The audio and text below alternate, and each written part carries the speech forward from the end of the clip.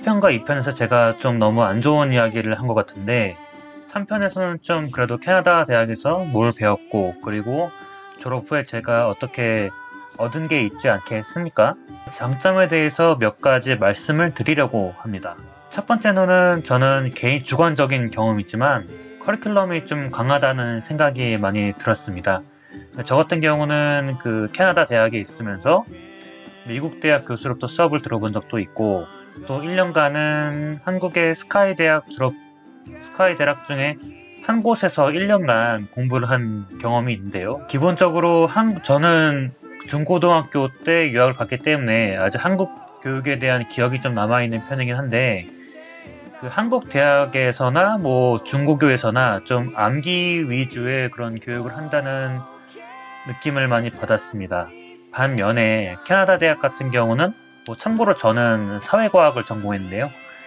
좀 직접 폴리시 페이퍼 같은 경우를 직접 쓰기도 하고 에세이나 이런 글을 쓰는 데 있어서 상당히 창의적인 문제가 그래도 좀 독창적인 거를 물어보는 그런 문제가 많이 나왔어요. 이거 암기하고는 조금 다릅니다. 어쨌든 암기라고 하기보다는 좀 어느 정도 내용이 이해가 되고 숙지가 되어야 이거를 에세이나 폴리시 페이퍼로 쓸 수 있겠지만요.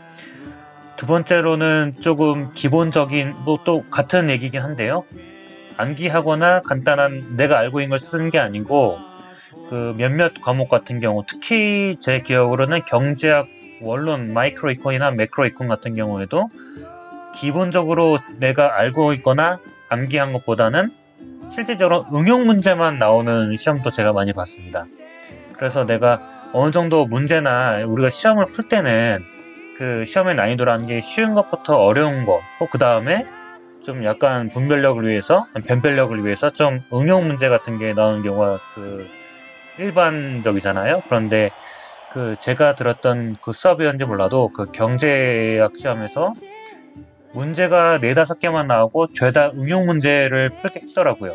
그래서 어느 정도 학생들이 굉장히 많이 준비를 해야 되고 그 TA랑 TA 세션에서 좀 트레이닝을 많이 받아야 되는 경우가 생깁니다. 그런 경우에서 좀 아마 공부에 대해서 좀 질적으로 좀 높았던 기억이 있던 것 같아요. 제가 말씀드리려는 거는 그 캐나다 대학의 그 교육의 질이 한국이나 뭐 다른 곳보다 뭐 월등히 높다. 제가 뭐 이런 걸 말씀드리려는 건 아닌데 제가 개인적으로 느꼈던 거로는 아무래도 확실히 개인의 그런 개성하고 그런 창의력, 그 다음 개인의 주관, 소신, 의견 이런 거에 대해서 좀 더 질적으로 챙겨주고 발전시켜주는 학문적 체계라는 느낌이 많이 들었습니다. 그 캐나다 대학의 장점에 대해서 몇 가지 말씀드리려고 하긴 했는데요. 만약에 캐나다 대학을 졸업을 해서 그래도 한국에서 정착을 하거나 아니면 해외에서도 전반적으로 통용되는 그런 학위를 취득하고 싶다 그러면은 저 같은 경우는 좀 워털루대 공대를 좀 추천을 하는 편입니다. 왜냐? 한국 같은 경우는 그 제가 1편에서 말씀드렸던 3가지 대학을 나오면은 사회과학이나 뭘 전공을 하더라도 졸업생들의 그런 취업 스펙트럼이 좀 다양한 편입니다. 물론 저의 주관적인 경험을 기반으로 해서요. 그런데 졸업생들 중에서 균질하게 좀 전반적으로 졸업생들이 좀 취업이 고르게 잘 된 경우가 어디냐? 그러면은 저 워털루대 공대 출신들을 말할 수 있을 것 같은데요. 물론 저도 캐나다에서 고등학교를 졸업한 입장에서는 그 잘했던 학생들이 좀 물론 미국 아이비리그나 아니면 워털루대 공대를 좀 가긴 했는데 제가 알고 있는 워털루대 공대에서 한 3-4명 정도가 있는 졸업생들이 지금 졸업하고 10년 후에 모두 실리콘밸리에서 잘 정착해서 근무를 하고 있습니다.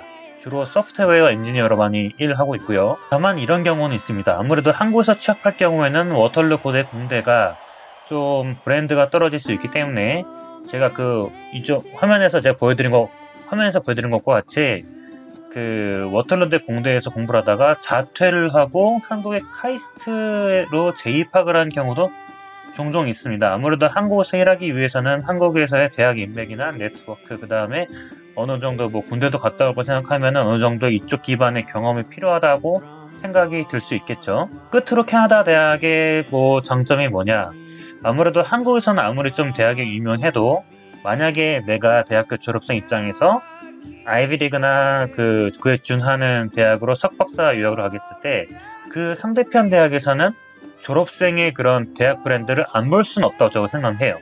저 같은 경우도 옛날에 석박사 진학을 잠깐 미국 쪽을 생각을 한 적이 있었는데, 아직까지 기억하는 게 그 대학에서 그 크리테리아로 딱 뭐 이렇게 조건을 내세운 건 아닌데, 그 Well Recognized University라고 명시를 한 대학을 한국하고 제가 본 기억이 납니다.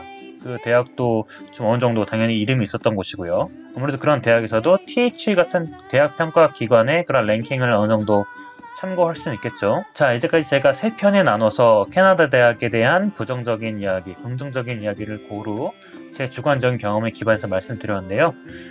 앞으로 캐나다 대학을 갈 생각이거나 아니면은 다니고 있거나 아니면은 졸업해서 한국에 남거나 아니면은 다른 루트가 있는 학생들한테 좋은 참고거리가 되었으면 좋겠습니다. 제가 마지막으로 말씀드릴 수 있는 거는, 이 영상을 보신 다음에 가장 중요한 건 한 가지, 내가 캐나다 대학을 다녔을 경우에 졸업하고 나서 어디에서 일하느냐 그리고 무슨 일을 하느냐, 이 두 가지에 직결되어 있다고 생각하시면 됩니다.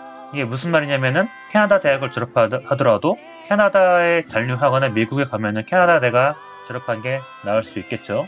그리고 캐나다대 몇몇 대학교 같은 경우는 비즈니스가 특히 강하고, 아까 말씀드린 워털루대 공대 같은 경우는 그 세계 어느 대학을 나와도 좀 떨어지지 않는 수준이기 때문에, 내가 뭐 북미권에 있다, 뭐 한국에 있다, 뭐 그런 자기 그 미래 그 경로를 잘 생각해서 그런 것을 잘 참고해서 반영하는 결정이 되었으면 좋겠습니다. 자, 이제까지 켄신이었습니다.